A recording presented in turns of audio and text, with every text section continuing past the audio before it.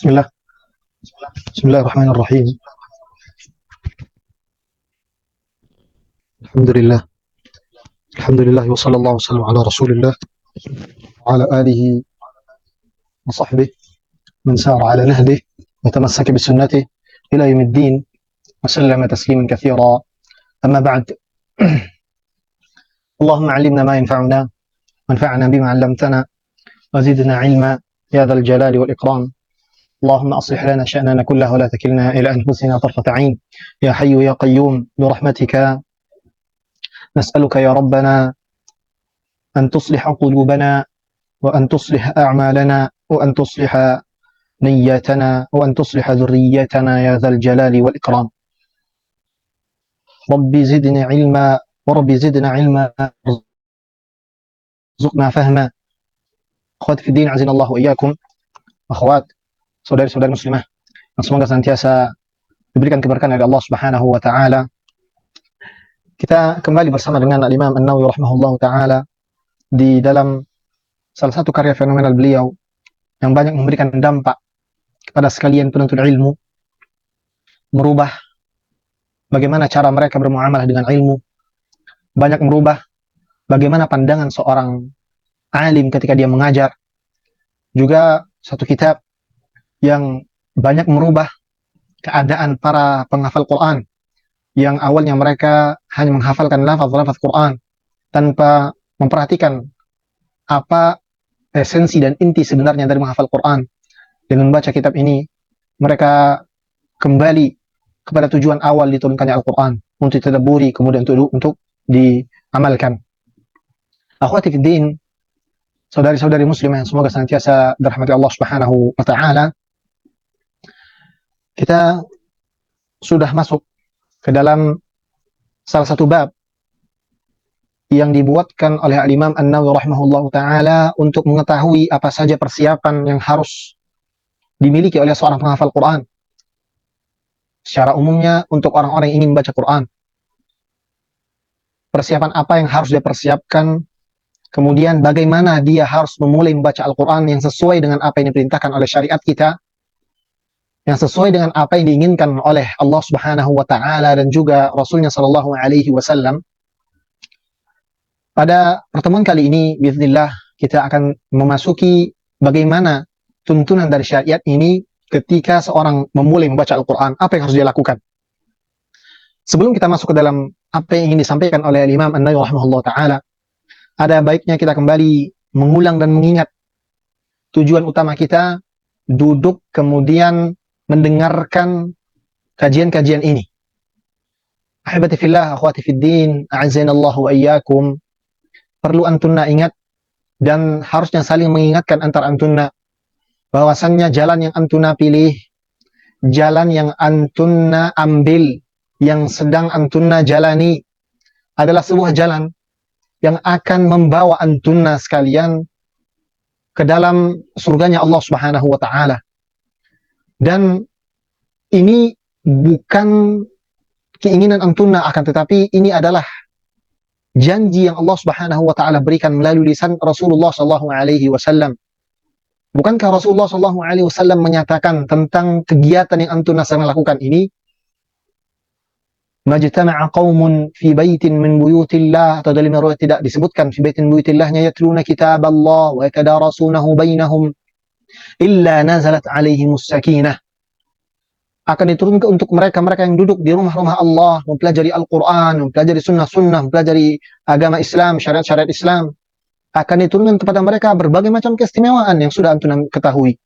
Dalam hadis lain Allah Rasulullah SAW bersabda, man salaka tariqan, yang menuntut, yang menempuh satu jalan.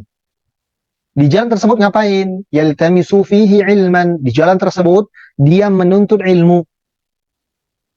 Ilmunya umum, baik ilmu Quran, ilmu sunnah, ilmu fiqih, segala sesuatu yang berkaitan dengan agama masuk ke dalam hadis ini. Apa jaminannya yang Rasulullah SAW kabarkan? Barang siapa yang jalan dan menempuh jalan ini, apa yang akan dia dapatkan? Yang akan dia dapatkan adalah sahhalallahu lahu bihi tariqan ilal jannah. Allah Subhanahu wa taala akan mudahkan jalannya menuju surga. Dan antunna ketahui surga itu bagaimana keindahannya, dari apa yang sudah antuna baca dari Al-Quran. Ini sekarang yang antuna jalani, yang sedang kita jalani, adalah jalan alternatif ke mimpi yang kita semua inginkan. Mimpi setiap orang-orang beriman. Maka kalau sudah mengetahui keistimewaan jalan yang sedang antuna pilih ini, yang pertama harus antuna lakukan adalah bersyukur kepada Allah dan mintalah keistiqamahan, mintalah kepada Allah Subhanahu wa taala agar dikonsistensikan di dalam jalan ini, agar ditetapkan di dalam jalan ini, agar diwafatkan di atas jalan ini. Tujuan dari menuntut ilmu ini, ahibati fillah, akhwati fid din, bukan untuk menjadi seorang pengajar, bukan menjadi seorang ustadz, bukan menjadi seorang ustadzah, bukan menjadi seorang musyrif atau musyrifah, bukan menjadi hebat dengan ilmu yang yang kita miliki. Tujuannya adalah kita diwafatkan oleh Allah Subhanahu wa taala di atas jalan ini, di atas jalan talabul ilmi. Sungguh sangat berbahagia ketika ada seorang yang wafat di saat dia sedang mempelajari kalamullah. Sungguh indah kematian seseorang ketika dia wafat di saat dia sedang mempelajari tentang halal dan haram dari syariat-syariat Islam. Sungguh indah kehidupan akhir kehidupan seorang ketika dia wafat di saat dia mengenal apa makna Ar-Rahman, makna Ar-Rahim, apa ilmu-ilmu yang tersirat di dalam kisah-kisah Nabi Muhammad SAW. Maka yang kita inginkan dari kita belajar ini adalah Allah Subhanahu wa taala memberikan kepada kita hadiah keistiqamahan sehingga kita wafat di atas jalan ini, jalan yang begitu indah ini. Ini yang perlu sama-sama kita ingat dan kita semua saling mengingatkan. Jalan ini adalah jalan yang istimewa, jangan pergi, jangan berpaling. Kalau lihat kawannya, temannya yang satu perguruan, satu tempat halaqah, satu tempat pengajian sudah mulai menjauh, panggil, ajak kembali. Karena ini jalan yang indah. Ini jalan yang diwariskan oleh para nabi. Dan kita semua tahu para nabi tidak mewariskan sesuatu kecuali ilmu. Mereka tidak mewariskan harta, tidak mewariskan tahta. Yang mereka wariskan adalah ilmu. Dan yang kita sekarang sedang lakukan, yang antuna sekarang sedang laksanakan adalah berburu warisannya Nabi Muhammad SAW. Maka kurang mulia apa jalan yang sudah antuna pilih ini? Sangat merugilah orang-orang yang ketika Allah Subhanahu wa taala sudah bukakan pintunya untuk menuntut ilmu, kemudian dia berpaling, kemudian dia menjauh. Entah dikarenakan dunianya yang menyibukkan dirinya, atau karena fitnah-fitnah yang menjangkitinya, fitnah syubhat, fitnah syahwat, yang menjadikan dia jauh dari agama ini, yang menjadikan dia jauh dari majlis-majlis ilmu. Ahibati fillah, syukuri nikmat ini. Syukuri. Ketika kita bersyukur kepada Allah Subhanahu wa taala sebagaimana Rasul Ibrahim, apa kata Allah Subhanahu wa taala? La in syakartum. Apa kata Allah? Kalau kalian bersyukur, la azidannakum. Kalau bersyukur, Allah tambah tuh rizki, Allah tambah itu nikmat. Sekarang kita duduk di atas sebuah kenikmatan. Media-media yang sekarang ini dimudahkan Allah Subhanahu wa taala adalah sebuah kenikmatan. Duduk-duduk di majelis ilmu adalah sebuah kenikmatan. Ketika dia disyukuri, apa akan kita dapatkan? Apa kata Allah Subhanahu wa taala? La azidannakum. Pasti sungguh akan aku tambah. Ini sebuah janji dari Allah Subhanahu wa taala. Kalau disyukurin sebuah nikmat akan ditambah. Bagaimana penambahan nikmat tersebut? Apakah hanya kuantitasnya saja bertambah dengan bertambahnya ilmu kita dengan kita duduk di majelis atau bagaimana? Para ulama menjelaskan, bukan hanya kuantitas yang akan bertambah. Bisa jadi kuantitasnya tidak bertambah. Ilmu yang kita serap, ilmunya itu-itu saja. Yang mungkin sudah pernah kita pelajari. Akan tetapi Allah Subhanahu wa taala dengan duduknya kita di majelis ilmu, apa Allah Subhanahu wa taala akan berikan? Allah Subhanahu wa taala tambah kualitas ilmu tersebut. Bagaimana kualitas ilmu tersebut tambah?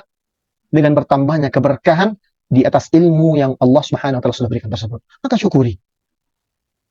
Dan di antara bentuk penambahan nikmat oleh Allah Subhanahu wa taala adalah ketika Allah menjadikan kita istiqamah di atas jalan menuntut ilmu, tidak berpaling walaupun angin menghadang, walaupun gelombang begitu luar biasa besar, kita tetap tegak lurus. Pantang mundur. Bagaimanapun rintang dan halangan yang ada di hadapan, kita tetap tegak lurus. Rasakan kenikmatan di atas jalan menuntut ilmu. Ini pengingat yang harus kita ingat sama-sama, ahibati fillah. Ini pengingat penting supaya kita benar-benar bisa merasakan jalan yang kita miliki, jalan yang kita sedang jalani ini adalah sesuatu yang istimewa. Terlebih lagi apa yang akan kita bahas, yang sedang kita pelajari adalah kita belajar bagaimana cara kita bermuamalah dengan Al-Quran. Cara kita bermuamalah dengan kalamullah. Ini berkaitan dengan siapa? Berkaitan dengan Allah Rabbul Izzati wal Jalalah. Berkaitan dengan Allah Subhanahu wa Ta'ala.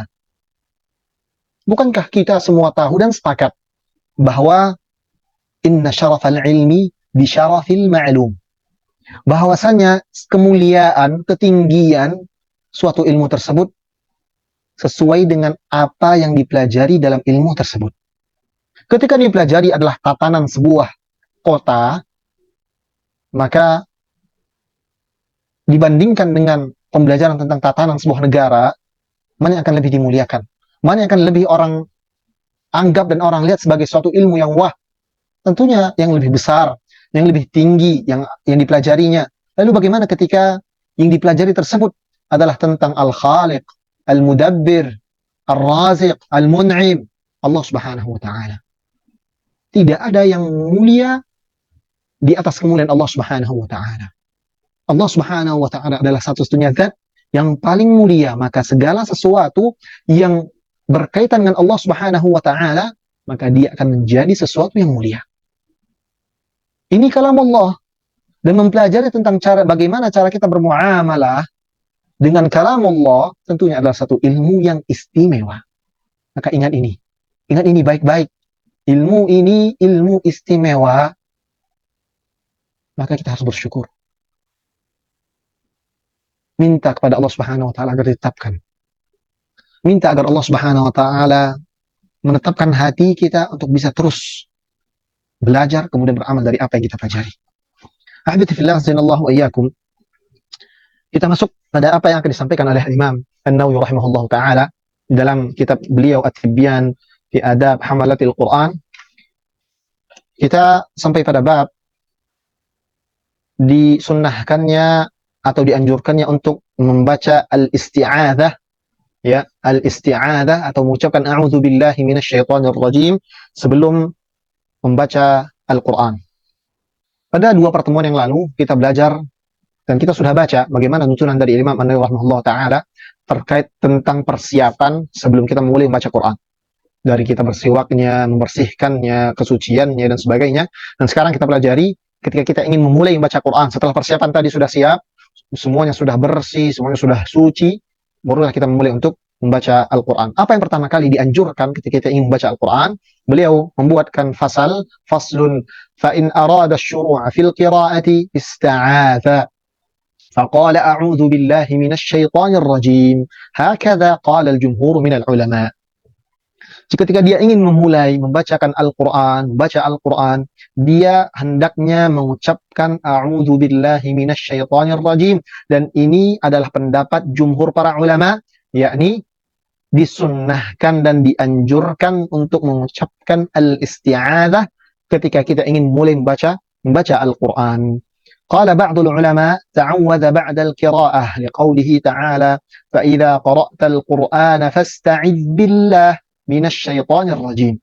Ketika kalian hendak membaca Al-Quran, maka berlindunglah kepada Allah Subhanahu wa Ta'ala dari godaan syaitan yang terkutuk. Para ulama ketika menjelaskan ayat ini ada satu hal yang menarik yang bisa kita angkat. Allah Subhanahu wa Ta'ala menjelaskan dengan kalimat fa'idha qara'tal Qur'an, bukan fa'idha aradta an taqra'al Qur'an. Bagi pembelajar bahasa Arab akan langsung dimengerti apa yang kami maksud. Di dalam ayat ini, dalam surah An-Nahl ayat 98 ini, Allah Subhanahu wa Ta'ala menggunakan diksi qara'ta dengan menggunakan fi'il madhi. Fi'il yang menjelaskan tentang sesuatu yang sudah terjadi, yang lampau. Padahal yang disunnahkan adalah membaca ta'awudz setelah atau sebelum membaca Al-Quran. Apa yang menariknya dari diksi yang Allah Subhanahu wa Ta'ala gunakan dalam ayat ini? Para ulama menjelaskan ketika sesuatu yang belum terjadi, kemudian dia digunakan diksi dengan sesuatu yang sudah terjadi, ini memiliki hikmah yang luar biasa. Salah satu hikmahnya adalah segala sesuatu yang menggunakan tata bahasa yang demikian, menjelaskan tentang pasti akan terjadi kejadian tersebut. Bukan dalam ayat ini. Saya sedang menjelaskan tentang penggunaan fi'il madhi di tempat fi'il mudhari. Yang kedua, yang sesuai dengan apa yang di ayat ini, menggunakan kalimat fi'il madhi untuk menjelaskan sesuatu yang sudah terjadi, menggunakan sesuatu yang akan dilakukan, menunjukkan tentang keharusan sebuah tuntunan yang ditekankan untuk dilakukan. Karenanya, fa'idha qara'tal Qur'an, ketika kalian sudah selesai membaca Al-Quran, maka berta'awudlah, artinya ditekankan untuk membaca Al-Quran sebelum membaca Al-Quran. Beristi'adah sebelum membaca Al-Quran. Ini senada dengan ayat yang Allah Subhanahu wa taala ceritakan dan jelaskan tentang hukum dari wudu. Apa kata Allah Subhanahu wa taala dalam surah Al-Maidah? "Idza qumta ila sholati faghsilu wujuhakum." Allah Subhanahu wa taala menggunakan diksi qumta. Engkau telah berdiri untuk salat. Apakah kita berwudu ketika kita sudah selesai salat, atau apakah kita berwudu ketika kita sudah berdiri untuk salat baru kita berwudu? Maka jawabannya adalah ini sebuah penekanan untuk dilakukan sebelum melaksanakan salat. Begitu juga dalam ayat ini, فَإِذَا قَرَأْتَ الْقُرْآنَ فَاسْتَعِذْ بِاللَّهِ مِنَ الشَّيْطَانِ الرَّجِيمِ. Ini yang disampaikan oleh Imam An-Nawawi rahimahullah ta'ala. Wa taqdirul ayah anil jumhur. Imam An-Nawawi rahimahullah ta'ala menukilkan ini dari jumhur para ulama. Makna dari ayat ini, إِذَا أَرَدْتَ الْقِرَاءَةِ فَاسْتَعِذْ. Yang dimaksudkan dari ayat ini adalah ketika engkau ingin membaca Al-Quran, maka beristi'adzahlah. Ucapkan, A'udhu billahi minasyaitonir rajim. Kemudian beliau melanjutkan, Wa kana jama'atun minas salaf, yaqulun, A'udhu billahi as-sami'il alim minasyaitonir rajim, wala ba'sa bihadha, walakin al-ikhtiyar huwal awwal. Diriwayatkan dari sebagian salaf, mereka ketika ingin membaca Al-Quran mengucapkan A'udhu billahi minasyaitonir rajim. A'udhu billahi as-sami'il alim minasyaitonir rajim. Sekarang kita masuk pada pembahasan tentang beberapa lafaz yang diriwayatkan dari Rasulullah dan para sahabat terkait dengan pelafalan lafaz ta'awudz atau isti'adzah sebelum baca Al-Quran. Mungkin tadi sudah disebarkan di grup tentang ada satu artikel yang kami buat sebelum kajian ini, kemudian kami share di blog atau website kami pribadi tentang isti'adzah. Kalau bisa buka sambil mendengarkan ini, atau nanti setelah kajian bisa dibuka, ada perbedaan para ulama terkait dengan lafaz isti'adzah dalam artikel tersebut. Lafaz yang paling umum, ini lafaz yang pertama, yaitu lafaz a'udzu billahi minasyaitonir rajim. Ya, ini lafaz yang paling umum dan inilah yang paling kuat dan terpilih. Sebelum ingin membaca Al-Quran, ucapkan a'udzu billahi minasyaitonir rajim. Kemudian lafaz yang kedua, terdapat penambahan as-sami'ul alim di dalam pengucapan ta'awudz. Ini adalah bentuk isti'adzah yang diriwayatkan oleh dari sahabat Hudzaifah bin Yaman radhiyallahu taala anhu. Yani apa lafaznya? A'udzu billahi as-sami'il alim minasyaitonir rajim. Aku berlindung kepada Allah yang Maha mendengar lagi Maha mengetahui dari syaitan yang terkutuk. Ini lafaz yang kedua. Lafaz ini juga dikuatkan oleh sebagian besar para ulama, jadi boleh dipilih antara lafaz pertama atau lafaz yang kedua ini. Kemudian lafaz yang ketiga adalah penambahan kalimat min hamzihi wa nafthihi wa naftih. Apa tambahan lafaznya? A'udzu billahi minasyaitonir rajim min hamzihi wa nafthihi wa naftih. Aku berlindung kepada Allah Subhanahu wa taala dari syaitan yang terkutuk. Dari apa? Dari bisikannya, dari tiupannya, dari air liurnya dan sebagainya. Hadis ini diriwayatkan oleh Imam Ahmad dalam musnadnya dari Abu Sa'id Al-Khudri radhiyallahu taala anhu. Ini lafaz yang ketiga, penambahan kalimat min hamzihi wa nafthihi wa naftih. Kemudian terdapat juga riwayat yang menjelaskan penambahan kalimat ar-rajim dan al-mustahaf. A'udzu billahi minasyaitonir rajimil mustahaf. Akan tetapi riwayat yang menjelaskan tentang lafaz ini dilemahkan oleh sebagian besar para ulama. Maka dari beberapa lafaz ini yang paling dikuatkan oleh para ulama adalah mengucapkan kalimat a'udzu billahi minasyaitonir rajim yang terpilih untuk dibaca sebelum membaca Al-Qur'an. Ini semua berdalil di atas dalil dari yang tertulis dalam ayat فَإِذَا قَرَأْتَ الْقُرْآنَ فَاسْتَعِذْ بِاللَّهِ مِنَ الشَّيْطَانِ الرَّجِيمِ. Allah Subhanahu wa taala sudah menurunkan petunjuk sekaligus kaifiyah, sekaligus tata caranya. Ahbati fillah wa iyyakum, sebagai tambahan ilmu untuk antunna atau pengulangan ilmu untuk siapa yang sudah tahu bahwa ketika di dalam syariat ini ada satu perintah untuk melaksanakan sesuatu atau satu amalan atau satu syariat, kemudian diikutkan dengan tata caranya, maka tata cara yang tertera di dalam nas-nas syar'i tersebut itulah yang menjadi tata cara yang terpilih dan terkuat. Seperti di dalam pelafazan atau lafaz-lafaz yang diriwayatkan tentang isti'adzah atau at-ta'awudz. Maka yang terkuat adalah lafaz yang benar-benar datang setelah perintah tersebut. Idza qara'tal Qur'ana, apa kata Allah Subhanahu wa taala, "Idza qara'tal Qur'ana fasta'idz billahi minasyaitonir rajim."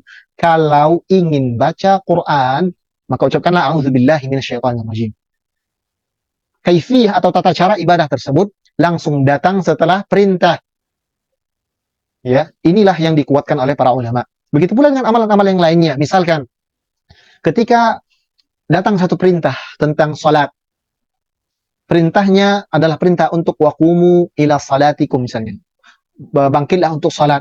Kemudian langsung setelah perintah tersebut datang tata cara yang disebutkan oleh Rasulullah SAW, maka tata cara inilah yang paling berdekatan dengan apa yang sunnah ajarkan. Ini kaidah umum. Maka antum harus tahu itu. Nanti kalau antum melihat ya ada dalil-dalil tentang satu ibadah, kemudian dijelaskan di dalamnya tata cara, maka tata cara itulah yang paling kuat. Mungkin di kesempatan yang lainnya, atau di kejadian yang lainnya, atau dalam riwayat yang lainnya, dalam cerita yang lainnya yang diriwayatkan oleh para sahabat juga, terdapat tata cara yang berbeda dari yang pertama tadi, maka itu bisa dilakukan, akan tetapi riwayat tersebut atau tata cara tersebut tidak lebih dikuatkan dibandingkan tata cara yang pertama yang langsung datang setelah perintah. Mudah-mudahan ini bisa difahami.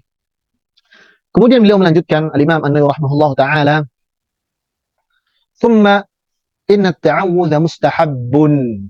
Thumma inna at-ta'awudha mustahabbun. Hukum dari membaca ta'awudz ini adalah dianjurkan dan disukai atau disunnahkan, walaysa wajiban. Akan tapi dan tidak sampai pada derajat wajib. Wa huwa mustahabbun likulli qari, sa'un kana fi shalah aw fi ghairiha. Ini disunnahkan baca ta'awudz ini untuk siapapun yang ingin baca Quran, baik dia membaca Al-Quran di luar salat ataupun di dalam salat. Sekarang kita masuk pada pembahasan hukum-hukum yang berkaitan, hukum fikih yang berkaitan dengan pembacaan ta'awudz ini. Pembahasan yang pertama adalah bagaimana hukum membaca ta'awudz ini di luar salat. Hukum umumnya adalah dianjurkan dan disunnahkan. Lalu kapan membacanya? Sebagian para ulama menguatkan ketika ingin memulai sesuatu sebelumnya tidak membaca Al-Quran. Misal, kita baru bangun tidur, kemudian ingin membaca Al-Quran. Maka mulailah dengan mengucapkan a'udzu billahi minasyaitonir rajim. Dari pemahaman ini, kita ketahui bahwa kalau bukan di tempat kita awal membaca Al-Quran, maka kita tidak dianjurkan untuk mengucapkan ta'awudz ini. Contoh, dalam proses belajar mengajar, ya, dalam proses mengajar atau dalam proses menerangkan sesuatu, mensyarah sesuatu, ketika ada dalil-dalil yang ingin disebutkan, maka tidak dianjurkan untuk mengucapkan kalimat ta'awudz ini.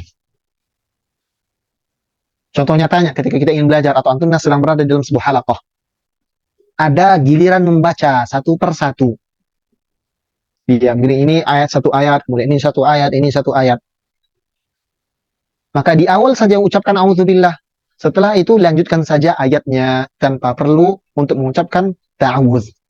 Begitu pula dengan seorang yang ingin menyampaikan sesuatu dan berdalil dengan ayat, maka dia tidak dianjurkan dan tidak disunnahkan untuk mengucapkan a'udzubillahi minasyaitonir rajim. Ini pendapat sebagian besar para ulama. Ini masalah yang pertama.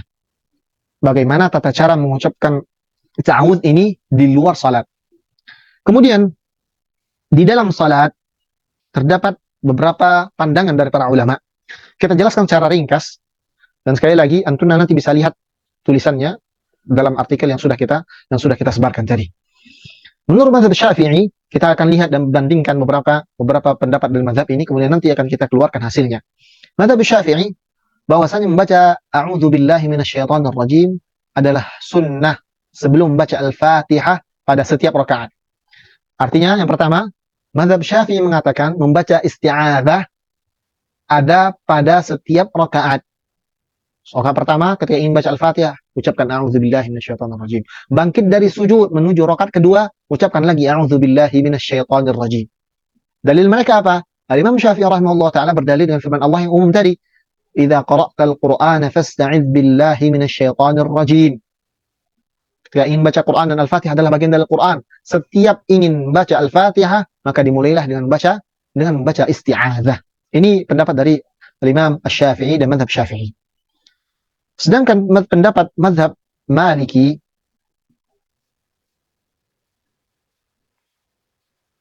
mereka memiliki pendapat yang berseberangan dengan pendapat Asy-Syafi'i atau pendapat mazhab Syafi'i. Pendapat mereka adalah tidak dianjurkan mengucapkan isti'adzah di dalam salat. Alasan mereka apa? Alasannya dikarenakan di dalam salat tersebut ada bacaan-bacaan khusus dan tata cara yang sudah diajarkan oleh Rasulullah SAW, dan tidak boleh memasukkan sesuatu yang selain bacaan dari salat tersebut ke dalam salat. Oleh sebab itu, dikarenakan a'udzubillahi minasyaitonir rajim ini bukan ayat dari Al-Qur'an dan bukan sesuatu yang turunkan untuk membedakan satu surat dengan surat yang lainnya, maka tidak dibolehkan dari pendapat mazhab Maliki untuk dimasukkan ke dalam salat. Cukupkan saja dengan Al-Fatihah. Pahami? Pendapat Imam Malik tidak dianjurkan mengucapkan a'udzubillahi minasyaitonir rajim di saat salat.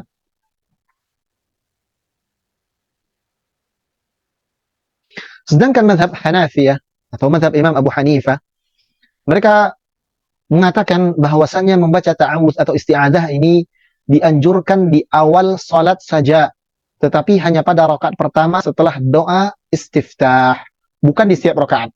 Hanya di rakaat pertama saja. Sedangkan mazhab Hanbali yang mengikuti Imam Ahmad bin Hanbal rahimahullahu taala, mereka mengatakan bahwasanya membaca isti'adzah di dalam salat adalah sunnah pada rakaat pertama sebelum membaca Al-Fatihah. Ini senada dengan pendapat yang disampaikan oleh mazhab Al-Imam Abu Hanifah rahimahumullahu jami'an. Artinya kita bisa simpulkan para ulama mazhab punya 3 pendapat. Yang pertama, membaca ta'awudz di awal setiap rakaat setiap ingin membaca Al-Fatihah. Pendapat kedua, tidak boleh sama sekali, itu pendapat mazhab Maliki. Dan pendapat yang ketiga adalah yang mengatakan disunnahkan di rakaat pertama saja, adapun setelahnya tidak perlu untuk membaca ta'awudz. Dan mana yang kita pilih? Yang paling kuat menurut para ulama dan sebagian para guru-guru kita adalah pendapat Al-Imam Al-Hanbali atau pendapat mazhab Hanbali, yaitu membaca ta'awudz di awal salat saja atau di rakaat pertama saja disunnahkan. Kenapa? Karena dalil-dalil yang menyebutkan dan menjelaskan Rasulullah SAW tidak mengucapkan ta'awudz di rakaat selain dari rakaat yang pertama. Taib. Ini pembahasan fikih dari membaca ta'awudz di dalam salat. Kemudian kita lanjutkan apa yang disampaikan oleh Imam An-Nawawi rahimahullah taala. Wa yustahabbu fi shalah fi kulli rak'atin 'ala as-sahih min al-wajhain 'inda ashabina. Disunnahkan untuk membaca di dalam salat, baca ta'awudz ini di dalam salat pada setiap rakaat, 'ala as-sahih min al-wajhain 'inda ashabina. Dan ini adalah pendapat yang terkuat di antara 2 pendapat di kalangan ashabuna atau 'inda ashabina. Ketika Imam An-Nawawi rahimahullah taala mengucapkan kalimat ashabuna atau teman-teman kami, golongan-golongan kami, artinya beliau sedang berbicara mewakili mazhab siapa? Mazhab Imam Syafi'i, karena beliau adalah salah satu imam dari imamnya mazhab Syafi'i rahimahullah taala. Sedangkan pendapat yang kedua di mazhab Syafi'i itu sendiri, innama yustahabbu fi raq'atil ula fa inna tarkahu fil ula ata bihi fil thaniyah. Fa in tarakahu fil ula ata bihi fil thaniyah. Pendapat yang kedua dari mazhab Syafi'i ini mengatakan disunnahkan baca ta'awudz di rakaat pertama saja.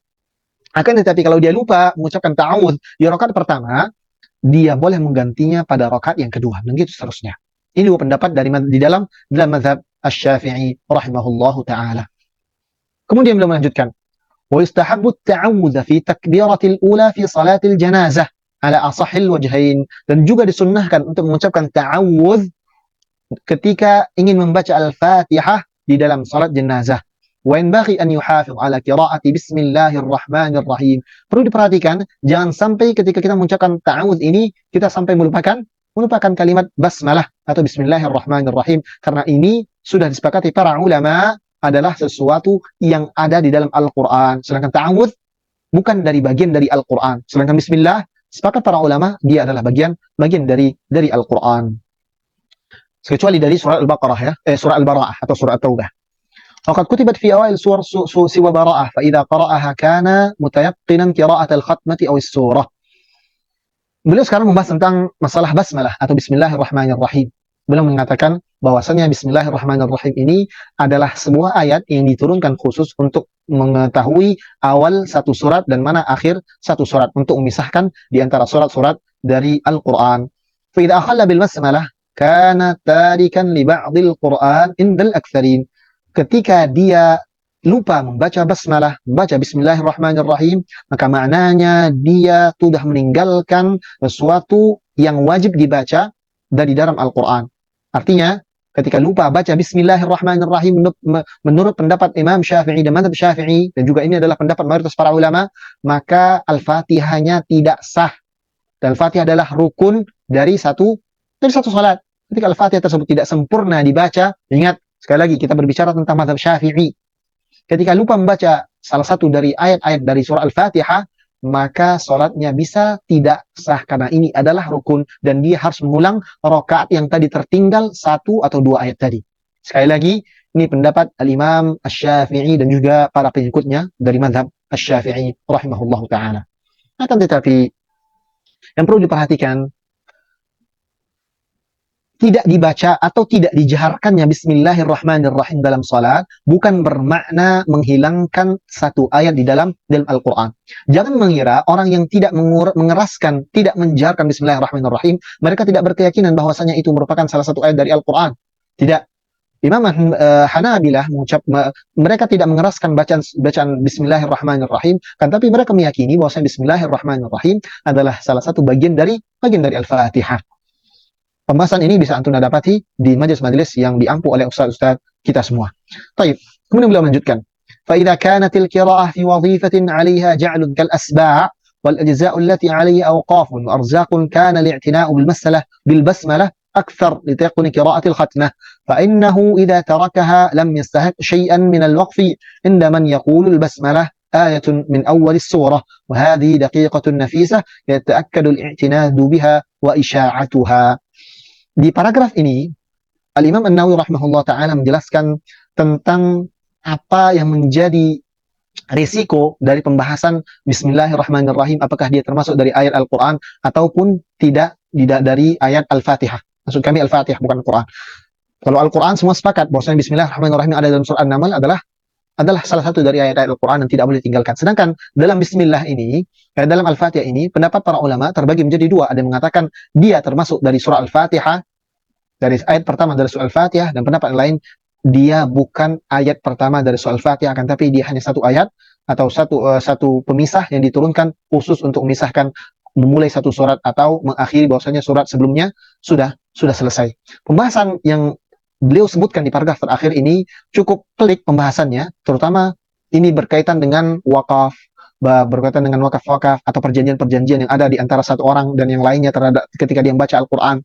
Ya, misalnya yang di salah satu yang beliau sebutkan, kalau seseorang ya diminta atau dia mendapatkan sesuatu imbalan dari baca Quran, yang baca Al-Quran dengan syarat dia membaca sempurna Al-Quran, akan tapi dia meninggalkan satu ayat dan tidak membaca Bismillahirrahmanirrahim, apakah dia tetap mendapatkan imbalan tersebut atau tidak? Ini pembahasan yang cukup pelik dan kami rasa ini tidak terlalu penting untuk kita bahas dan tidak ada kaitannya dengan adab-adab para pembaca Quran. Ini adalah sebuah pembelajaran fikih dan insya Allah Ta'ala ketika Antuna sudah belajar tentang fikih, tentang pembahasan tentang wakaf, bagaimana perjanjian-perjanjian wakaf itu ada, maka akan mudah untuk memahami apa yang disampaikan oleh Al-Imam An-Nawawi rahimahullahu taala. Ini dia beberapa hukum-hukum yang berkaitan dengan ta'awudz atau dengan isti'adzah ini, dan juga disunnahkannya membaca isti'adzah ini di awal ketika kita ingin baca Al-Qur'an. Pembahasan yang terakhir dari pembahasan isti'adzah ini adalah apa hikmah, atau mari kita sama-sama mengulik sedikit makna dari a'udzubillahi minasyaitonir rajim dan apa yang ada di sebalik isti'adzah ini. Kalau kita melihat secara bahasa isti'adzah atau at-ta'awudz, kalimat isti'adzah adalah sebuah kata yang tergabung di dalamnya fi'il, kemudian huruf-huruf yang memiliki makna meminta. Ketika kita katakan fa'ala, ketika kita mengatakan dia sedang mengerjakan atau dia telah mengerjakan, ketika ditambahkan dengan huruf hamzah, sin dan ta, maka maknanya adalah meminta sebuah pekerjaan atau meminta sebuah perbuatan terjadi atau dilakukan oleh orang yang sedang diajak bicara. Misal, kalimat meminta ampunan dari Allah Subhanahu wa taala, bahasa Arabnya adalah ghafara atau mengampuni. Ketika ditambah dengan huruf istaf'ala, maka maknanya berubah dari sebuah fi'il yang dikerjakan oleh seseorang menjadi sebuah permintaan dari seseorang ke lawan bicaranya. Istighfar. Begitulah yang kita ketahui dari makna istighfar, yakni meminta ampun.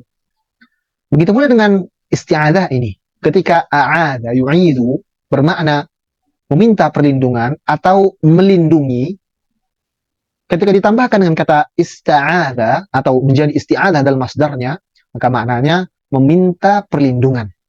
Dan minta perlindungan ini, sebagaimana yang sudah ma'ruf dan sudah antuna ketahui sama-sama, tidak boleh dilakukan kecuali kepada satu zat saja.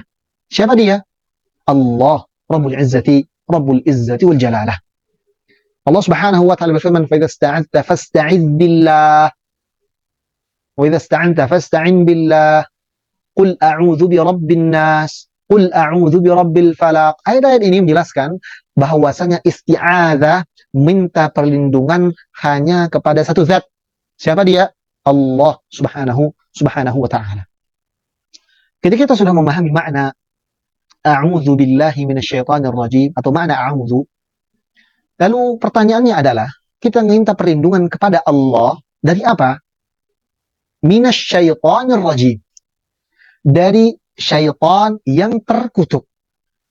Ar-rajim disebutkan oleh para ulama, maknanya adalah al-mub'ad an rahmatillah.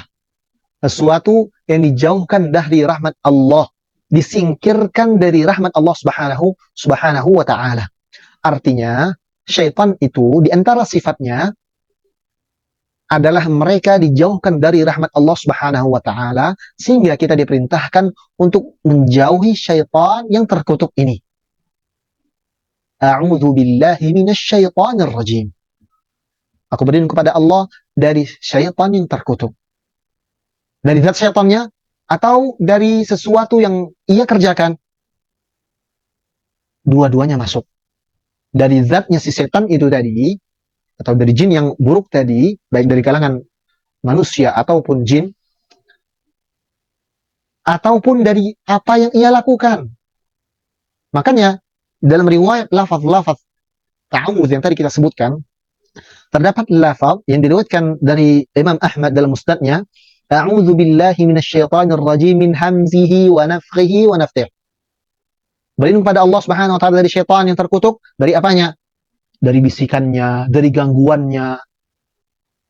Artinya kita meminta perlindungan kepada Allah Subhanahu wa taala supaya Allah Subhanahu wa taala menjauhkan kita dari semua gangguan syaitan. Hikmahnya apa? Sebelum kita baca Quran, kita menunjukkan kerendahan dan kelemahan diri di hadapan Allah yang kalamnya akan kita baca. Ini kalamullah, kalam yang begitu istimewa. Ketika kita baca, kita menunjukkan kerendahan diri kita, menunjukkan kerendahan dan kelemahan kita sebagai seorang hamba di hadapan siapa?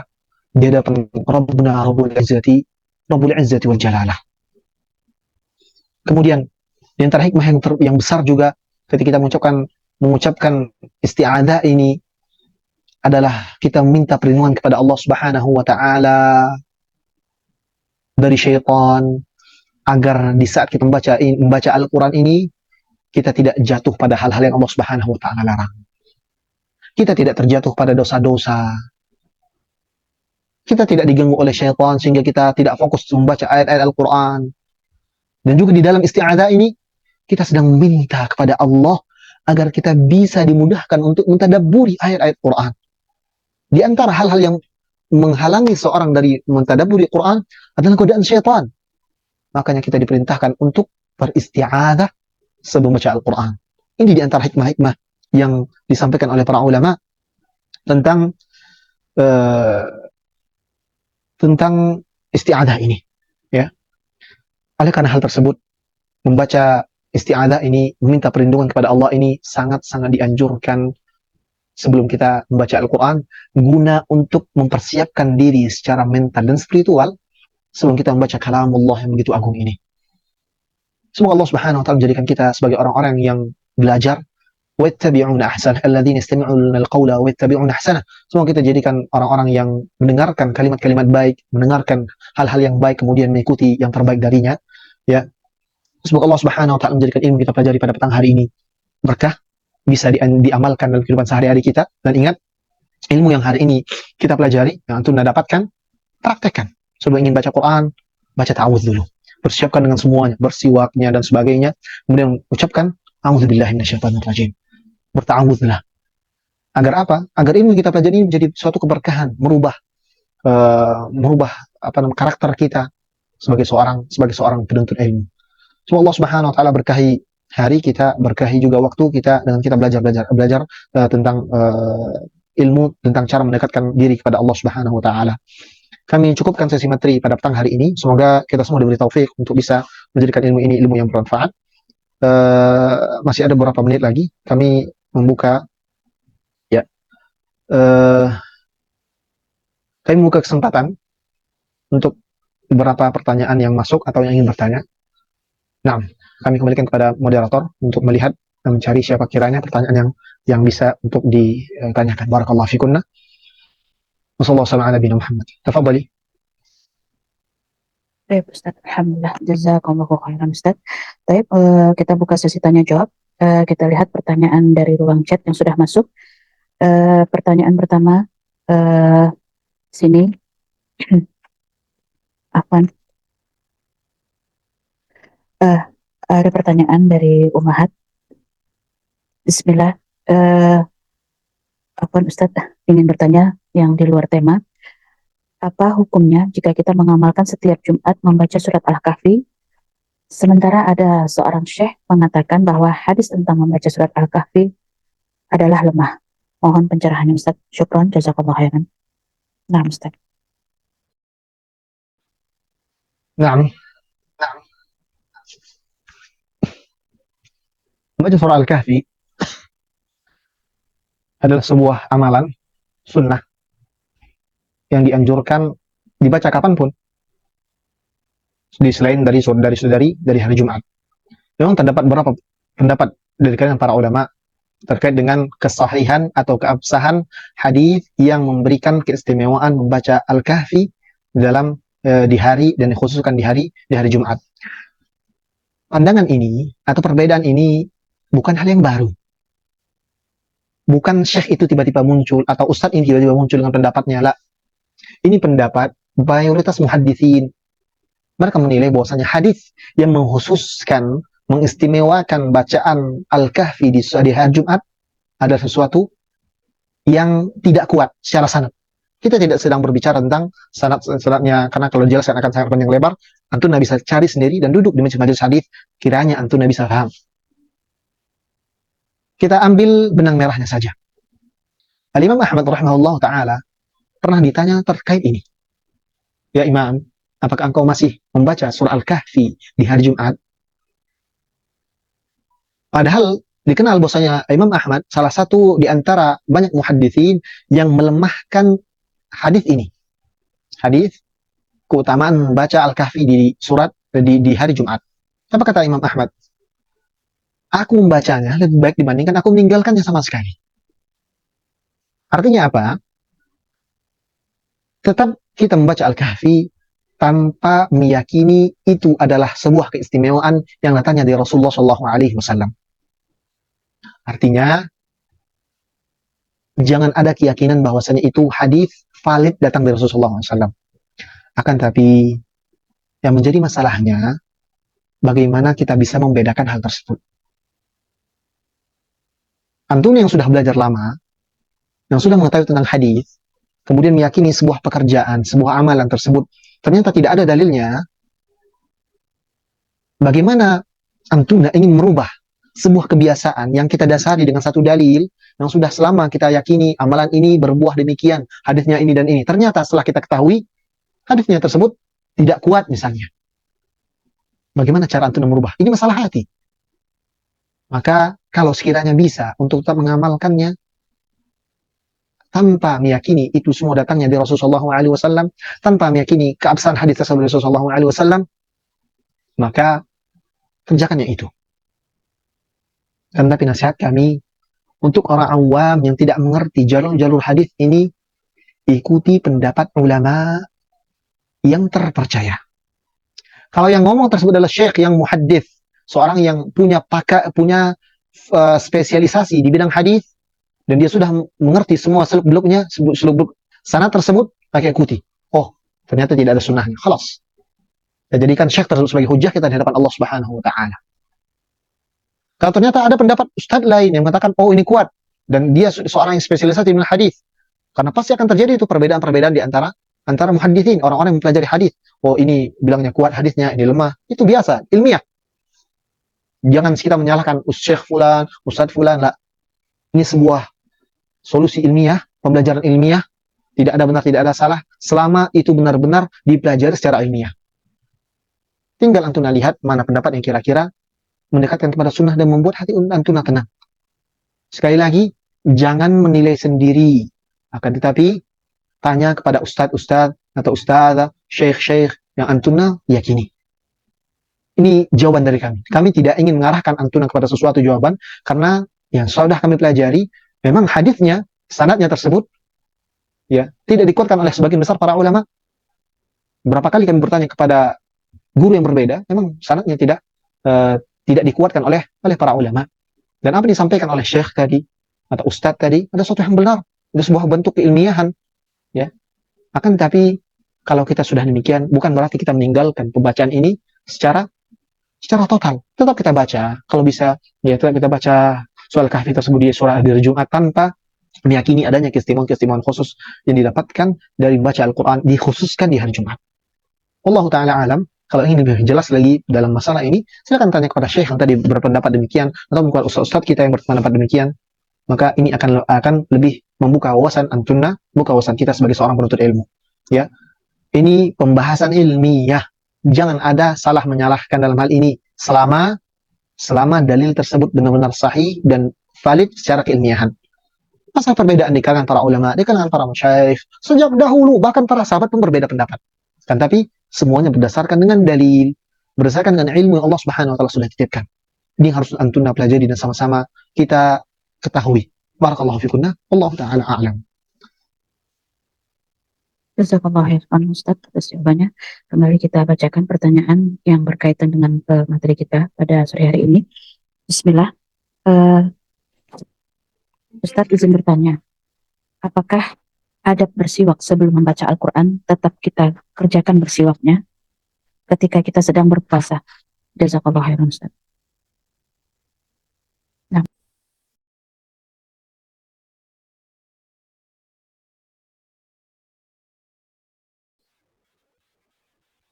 Afwan Ustaz, terdengar jelas suara. Ya.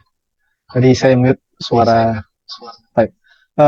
Masalah bersiwak untuk orang yang berpuasa, ini terdapat perbedaan pendapat di kalangan para ulama. Ada mengatakan termasuk Syafi'iyah, mereka melarang untuk bersiwak setelah zawalus syams, setelah matahari tergelincir. Ba'da salat duhur dilarang untuk bersiwak. Ini menurut Syafi'i. Bahkan dalam permasalahan madmadah atau istinsyaq ketika berwudu, mereka memakruhkan untuk beristinsyak setelah zawal. Kenapa demikian? Ada dua alasan. Yang pertama, takutkan ada yang masuk ke dalam tenggorokan. Yang kedua adalah untuk menjaga aroma khas orang berpuasa. Mereka berpendapat bahwasanya aroma orang berpuasa itu lebih baik dibandingkan misk di sisi Allah Subhanahu wa taala. Sebagian hadis yang sudah antum ketahui semua. Dan mereka berpendapat bahwasanya ini secara ma'nawi dan hissi. Ma'nawinya kelak di sisi Allah Subhanahu wa taala dalam bentuk pahala, dan hissi ya memang aroma seorang yang berpuasa tersebut berbeda. Ya, mungkin kadang agak tidak enak, akan tapi di sisi Allah Subhanahu wa taala aroma tersebut lebih dicintai dibandingkan aroma misk. Sedangkan pendapat yang lainnya diperbolehkan untuk tetap bersiwak atau bermadmadah atau istinsyak di saat berpuasa. Akan tetapi untuk menjaga kesahihan atau kesempurnaan puasa kita, maka lebih baik ditinggalkan sementara waktu. Ya, lebih baik ditinggalkan sementara waktu. Dan pendapat yang kami kuatkan adalah tetap diperbolehkan untuk bersiwak dengan syarat dia yakin tidak ada sesuatu yang tertinggal di mulutnya sehingga nanti entah itu termakan dan sebagainya. Ya, tetap boleh bersiwak. Sedangkan pahala tidak berubahnya aroma seorang berpuasa adalah aroma yang hissi, ma'nawi di sisi Allah Subhanahu wa taala. Pahala dari aroma tersebut walaupun tidak disenangi oleh manusia, kan tapi di sisi Allah Subhanahu wa taala dia lebih harum dan lebih indah dibandingkan rihal misk. Baik, mudah-mudahan ini bisa menjawab. Kalau ingin lebih jelasnya, silakan nanti bertanya kepada guru-guru kita dan ustaz-ustaz kita. Barakallahu fiki. Silakan satu pertanyaan lagi. Barakallahu fiki. Baik, Ustaz. Jazakallah khairan. Kemudian satu pertanyaan lagi. Assalamualaikum warahmatullahi wabarakatuh, Ustaz. Semoga Allah merahmati Ustaz, Imam Nawawi, dan para muslimah yang mengikuti kajian ini. Ustaz, Anda pernah diberitahu oleh Ustazah Arab, apabila awal ayat yang kita baca tentang kebaikan, rahmat Allah dan semisalnya tidak perlu baca ta'awuz. Tapi kalau sebaliknya, baru kita baca ta'awuz. Apakah hal ini termasuk dalam pembahasan fikih juga, Ustaz? Jazakumullah khairan, Ustaz.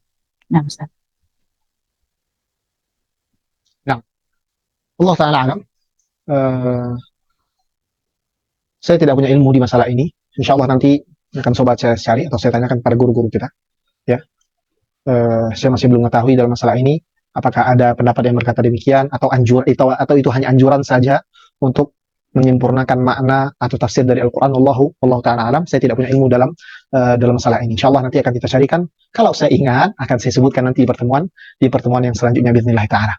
Baik, jazakumullahu khairah wa barakallahu fikunna. Terima kasih sudah mau bergabung bersama, belajar bersama tentang adab-adab membaca Quran, adab para penghafal Quran, adab para pembaca Quran. Semoga ilmu yang singkat ini, ringkas ini bisa bermanfaat untuk antuna, ya, dan juga untuk pribadi pembicara sendiri. Semoga Allah Subhanahu wa taala merahmati Imam Nawawi dan juga guru-guru kita, baik guru-guru yang langsung kita belajar dengannya ataupun guru-guru lewat kitab. Semoga Allah Subhanahu wa taala merahmati mereka yang sudah wafat dan menjaga mereka yang masih hidup. Allah Subhanahu wa taala mengampuni dosa pembicara, orang tuanya, keluarganya, guru-gurunya, dan juga menjaga anak-anaknya dalam keadaan yang baik. Akhwati fi din, azinallahu wa iyyakum. Kami berterima kasih kepada siapapun yang punya andil dalam kegiatan ini, dari ustazahnya, dari musyrifah dan musyrifahnya, dan juga siapapun yang punya andil di baliknya, ya, yang penyedia media, moderator dan sebagainya. Kami terima kasih. Semoga Allah Subhanahu wa taala menjadikan ini semua sebagai amal jariah. Ketika orang mendapatkan ilmu dan antuna yang memudahkan dan membuka pintu-pintunya, semoga Allah Subhanahu wa taala menjadikan ini sebagai amal jariah yang terus mengalir bahkan sampai saat kita wafat. Jazakumullahu khairan. Kami mohon izin undur diri mengucapkan jazakumullahu khairan sekali lagi. Subhanakallahumma bihamdika asyhadu an la ilaha illa anta astaghfiruka wa atubu ilaik. Sallallahu alaihi wa sallam ala nabiyina Muhammadin wa ala alihi wa sahbihi wa sallam. Assalamualaikum warahmatullahi wabarakatuh.